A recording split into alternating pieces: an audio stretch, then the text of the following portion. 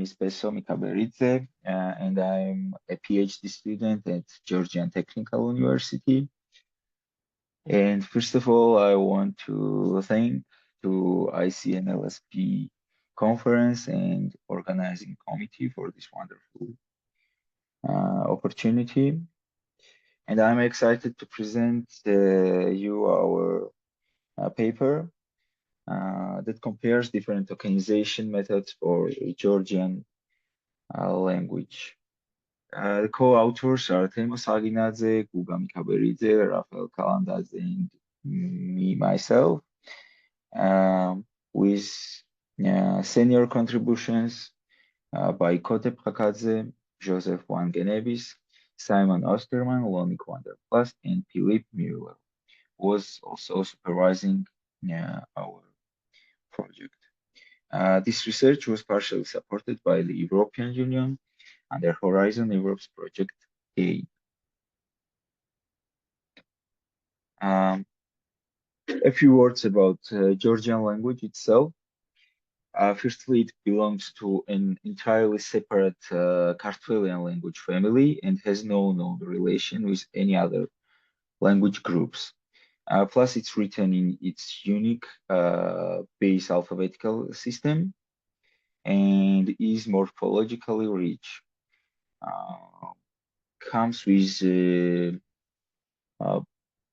inflectional and agglutinative grammar. And additionally, Georgian is considered as a low resource language. For example, its Wikipedia contains only 2 million words, nearly. So our general goal was to develop better language models for Georgian. And to achieve this, we first needed to identify the most effective tokenization. So first, we wanted to research to find some study about this, but natural language processing research in Georgia is in its early stages. So we aim to conduct the first systematic evaluation of different tokenization methods for Georgian language ourselves. And our methodology this year, it contains 4 stages. First, selecting tokenization methods and then training them. Then pre-training language models for these tokenizers, using these tokenizers, and then evaluating the language models by fine-tuning them on 4 downstream tasks.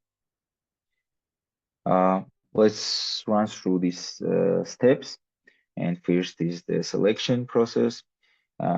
Many studies, including Turkish, Arabic, and Korean, outline the advantage of subword level tokenization methods over word and character level tokenizers. So we decided to compare well-established subword level tokenization methods. And those are WordPiece, used by Bert and Electra, Byte Pair Encoding, used by Roberta GPT, and Unigram algorithm under SentencePiece, which is used by Albert and XLNet and others. Additionally, on top of that, we investigate multilingual Bert's tokenizer, which includes Georgian language and its WordPiece method, and the newly proposed token-free Byte 5 method.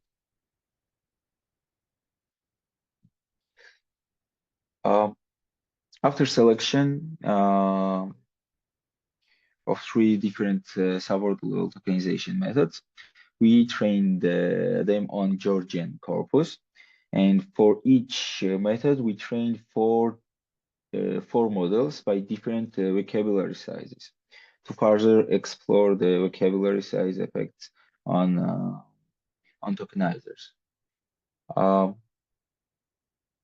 The next step in our project was the pre-training language models. So we pre-trained the scaled-down BERT model on 1 million word Georgian corpus for each tokenizer.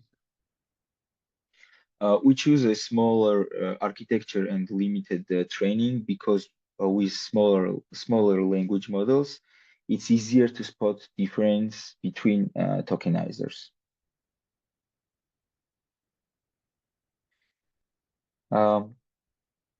Finally, we evaluated the performance of our language models by fine-tuning them on 4 downstream tasks. And yeah, they are named entity recognition, part of speech tagging, toxicity detection, and sentiment analysis. And yeah, we used these publicly available datasets, Wikian, multilingual dataset for NER, and universal dependencies for part of speech tagging. Also by Lashkarashvili and Sinsadze, this dataset for toxicity detection, and the first publicly available sentiment dataset for sentiment dataset by Stefan Auj.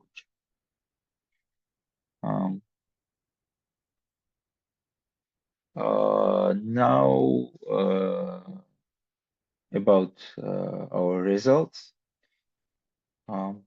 This table shows the performance of different tokenizers across 4 downstream tasks. And you can see that Byte T5, this token-free method, is outperformed by other tokenizers. And the reason we think is that our scaled down scenario, this is the one reason. And secondly, the longer input sequences, which are 3 times longer than Latin-based languages, because Georgian letters take 3 bytes each Georgian letter takes 3 bytes. So input sequences are. In this plot, you can see the impact of vocabulary size on performance on 4 downstream tasks again, and you can see that larger vocabulary sizes generally lead to better performance across most tasks. However, a fine granularity was more effective for toxicity detection here in the first plot.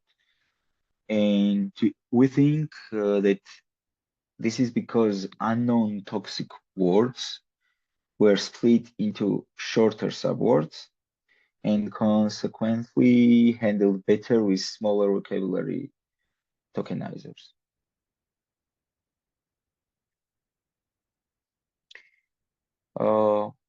Yeah, and the last slide here.